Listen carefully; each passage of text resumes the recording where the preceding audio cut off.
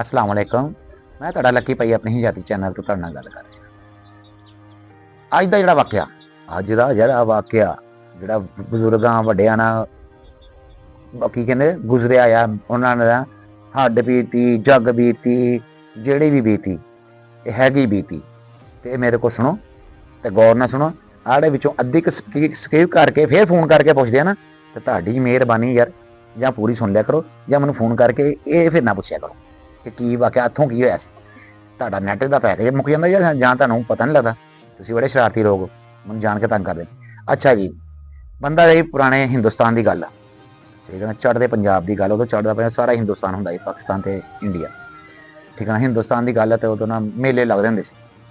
मेले लगने ते मेले दा वड्डियां दी गल दसी।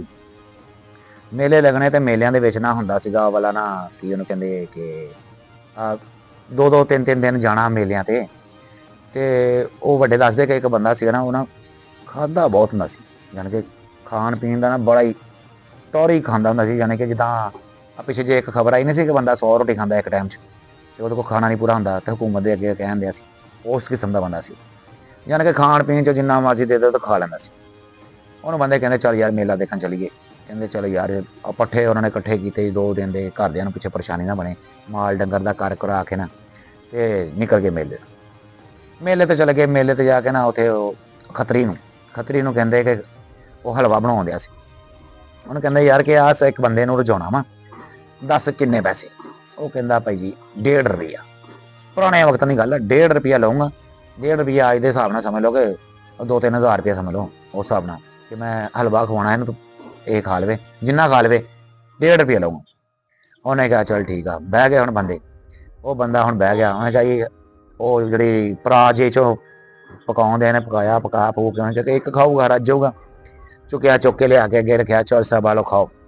ਚੌਧਰੀ ਸਾਹਿਬ ਨੇ ਕਿਹਾ ਆਹ ਤਾਂ ਮੈਂ ਖਾਣ ਲੱਗਾ, ਉਹ ਜਿਹੜੀ ਦੂਸਰੀ ਪਰਾਤ ਪਈ ਉੱਤੇ ਰੱਖ ਤੇ ਉਹਨੂੰ ਬਣਾ, ਯਾਨੀ ਕਿ ਇੱਕ ਹੋਰ ਬਣਾਉਣੀ ਸ਼ੁਰੂ ਕਰ ਦੇ। ਉਹਨੇ ਬਣਾਉਣੀ ਸ਼ੁਰੂ ਕਰਤੀ। ਚੌਧਰੀ ਸਾਹਿਬ ਨੇ ਉਹਦੇ ਬਣਾਉਂਦੇ ਤੇ ਕਰਨਾ ਉਹਨੂੰ ਸਾਫ਼ ਕਰ ਦਿੱਤਾ। ਉਹਨੇ ਲਿਆ ਕੇ ਰੱਖੀ ਦੂਸਰੀ ਅੱਗੇ ਗਰਮਾ ਗਰਮ ਕੇ ਚੌਧਰੀ ਸਾਹਿਬ ਵਾਲਾ ਹੀ ਹਲਵਾ ਨਾਲ ਜੋ ਵੀ ਸੀ। ਚੌਧਰੀ ਸਾਹਿਬ ਕਹਿੰਦੇ ਐ ਤਾਂ ਰੱਖ ਦਿੱਤੀ, ਆੜੇ ਉੱਤੇ ਰੱਖ ਦੇ। ਉਹਨੇ ਉਹ ਵੀ ਜਦੋਂ ਖਾਣੇ ਦੂਸਰੀ ਜਦੋਂ ਤੀਸਰੀ ਆਈ ਉਹਨੇ ਫੇਰ ਰੱਖੀ ਚੌਧਰੀ ਸਾਹਿਬ ਵਾਲੋ। ਉਹਨੇ ਕਿਹਾ ਲਿਆ ਬਈ ਆਹ ਉੱਤੇ ਰੱਖ ਦੇ। ਉਹ ਉਹਨੂੰ ਪੁੱਛਦਾ, ਕਹਿੰਦਾ ਚੌਧਰੀ ਸਾਹਿਬ ਮੈਂ ਤੁਹਾਡੇ ਕੋਲ ਜਿਹੜਾ ਹਲਵਾਈ, ਕਿ ਚੌਧਰੀ ਸਾਹਿਬ ਇੱਕ ਗੱਲ ਪੁੱਛਾਂ ਤਾਂ ਅਗਰ ਬੁਰਾ ਮਹਿਸੂਸ ਨਾ ਕਰੋ ਤੇ ਕਹਿੰਦਾ ਚੌਧਰੀ ਕਹਿੰਦਾ ਪੁੱਛ, ਗੱਲਾਂ ਪੁੱਛਣ ਵਾਸਤੇ ਹੁੰਦੀਆਂ ਬੰਦਿਆਂ ਦੀਆਂ ਗੱਲਾਂ ਬੋਲਣਾ ਪੁੱਛਣ ਵਾਲੀਆਂ। ਕਹਿੰਦਾ ਚੌਧਰੀ ਸਾਹਿਬ ਮੈਂ ਇਹ ਪੁੱਛਣਾ ਸੀ ਤੁਸੀਂ ਪਾਣੀ ਨਹੀਂ ਪੀਂਦੇ।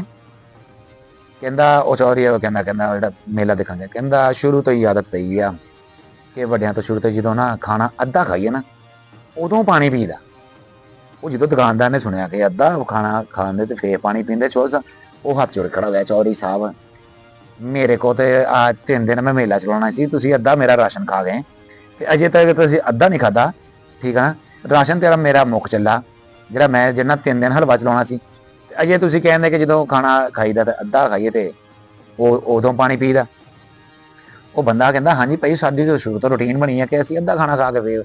ਉਹ ਕਹਿੰਦਾ ਭਾਈ ਜੀ ਆੜਾ ਤੁਸੀਂ 1.5 ਰੁਪਈਆ ਮੁੱਕਿਆ ਨਾ, ਇਹ ਵੀ ਨਾ ਦਿਓ, ਆਹ ਜਿਹੜਾ ਤੁਸੀਂ ਖਾ ਲਿਆ ਇਹੀ ਬਹੁਤ ਆ। ਮੈਨੂੰ 3 ਦਿਨ ਮੇਲਾ ਚੱਲਣਾ ਵਾ, ਮੈਂ 3 ਦਿਨ ਮੇਲੇ 'ਚ ਕਮਾਈ ਕਰਨ ਆਇਆ ਸੀ, ਨਾ ਕਿ ਮੈਂ ਸਾਰਾ ਕੁਛ ਇੱਥੇ ਤੁਹਾਨੂੰ ਹੀ ਖਵਾਉਣ ਆਇਆ ਸੀ।